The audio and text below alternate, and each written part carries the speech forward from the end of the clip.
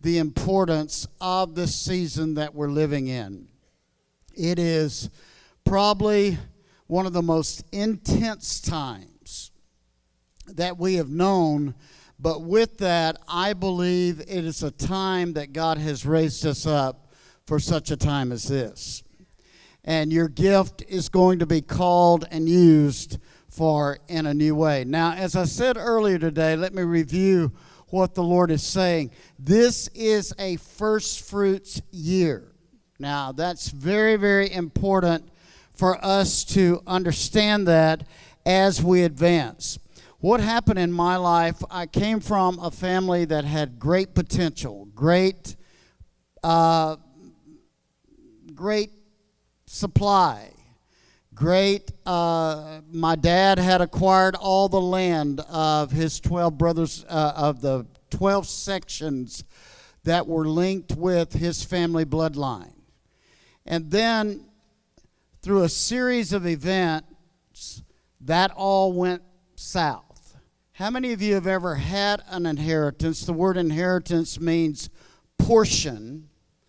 And you knew that some way or another that portion had been sifted away from you. You knew that you didn't really have what you knew you should have had. And so in the midst of that, my dad died a very tragic death when he was 39.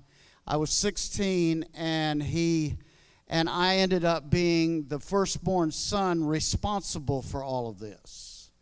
And, you know, when you're 16, that's not something you want to be responsible for. And so I strayed, I stood, I did the best I knew to do, and then I began to move away from the Lord, except I had a godly grandmother. Let's thank God for godly grandmothers. And she looked at me one day and said, "You're going in a direction away from what God has planned for your life." I was in pre-med in college, and I was, getting caught up in several things that I shouldn't have been in. And she said, "I refuse for you to go the same way your dad went." And I said, I just came over to say hello. I didn't come over to get lectured. And she brought me a plate of food over, set it in front of me, and then she turned around and with the back of her hand knocked me out of the chair. And she said, "I won't bring this up again. I'm going to let God deal with you." And, it sort of sent curdles through you. You didn't know what it meant, but you knew that it meant something, and something was going to happen. And 3 months later, I ended up in the hospital under oxygen. And, of course, she was a nurse in that hospital. And she came trucking in, pointing that finger and said, "I told you this was going to happen." But God put me in, but God, everybody say, but God. He put me in a room with a Pentecostal preacher. And he introduced me to someone I didn't know named Holy Spirit. And my life revolutionized. I had to remain in the hospital. I had some tremendous physical issues. And he got out, and he said, "All you have to do is read one of your Psalms and a Proverbs and a couple of chapters in the Old Testament, a chapter in the New Testament every day, and you'll be okay." And you know what? Some way or another, I knew he was right. And the Spirit of God came down on me. It was on September the 11th, 1972, and overwhelmed me for 3 days. Visited me for 3 days. Revealed a glory realm to me. And I was reading through the book of Proverbs, and this is why this is so important this year for me, and I wanted to speak this to you, and I want to read it to you out of the Amplified Bible because it's what really spoke to me on that day while I was being visited, but I was coming into my future. And it was this: be not wise in your own eyes. Proverbs 3. I was doing just what this man had told me to do. Reverently fear and worship the Lord, and turn entirely away from evil. It shall be health to your nerves. Now, when you're under oxygen, this sort of speaks to you.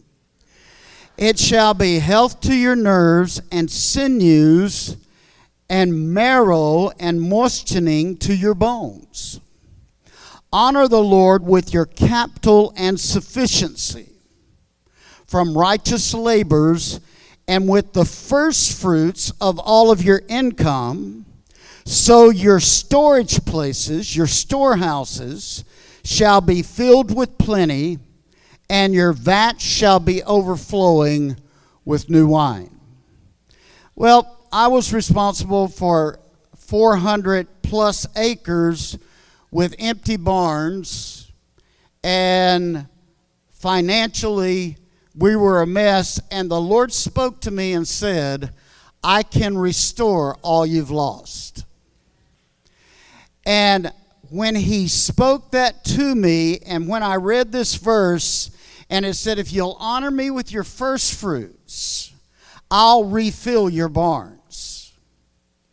If you'll turn from where you are, I'll heal your nervous system.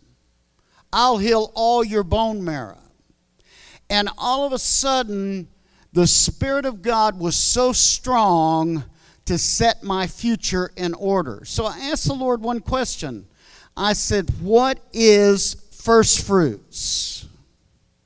Now, with that, I want to say to you, we are entering a first fruit year. First is the word that means prototype. Things will be creating this year. They will be new. They will be different. The Lord has us up to a place now. You've heard all of these testimonies. But now we're up to a place of pressing through into the first of the future that the Lord has for us.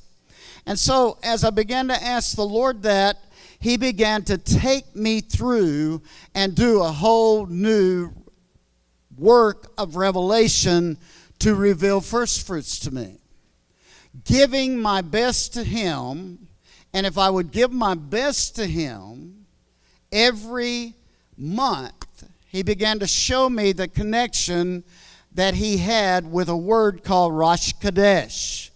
If I would give my best every month, I would receive the blessings He had for that month, and eventually all that had been lost would be restored in me, and I would be made whole. Now I'm telling you, when I started that, at that time, and I can honestly stand before you here and say, I have never looked back. Every month, I have given the Lord my best. Not just my best in finances of what He had given me, but my best in time, my best in seeking Him. And I'm here to tell you this year, and I can't go into detail because it's been a little too much for me to grasp at times. This year, the Lord restored all that was lost. Let's thank God that you can press through into that. See, the testimony of God produces the spirit of prophecy. So it says to us, in a first fruit year, you can now see a restoration come, and what needs to be created in your life, create it like you've never seen before. You know, I will go ahead and say this. I got out of that hospital. I went to a Baptist State Student Union State Convention, and I heard the Lord speak to me. All of a sudden, I was hearing the voice of the Lord. I was like Barb was sharing with us. I was hearing him speak. I knew his voice. I was in his word. He spoke to me and he said, I've called you for the healing of the nations. I went down, I signed my card. I went down to the altar, and there was the most beautiful red-haired girl there I had ever seen in my life. And so when we got up from surrendering to the Lord, I asked her, would she go out with me? Right there. So we went out the next Friday night. We went to a Truth concert. And then the Saturday night, I thought, well, I can do the same thing I was doing. We can go into Shreveport, we can go out to eat, and then we can go dancing over in the nightclubs. And I pulled up in front of a nightclub, and she said, well, that looks like hell on the outside. So I'm sure Satan's on the inside. So you got a choice. You can either pick your car back up at the dorm, or you can take me back to the dorm. And I looked at her and I thought, my grandmother has been reincarnated.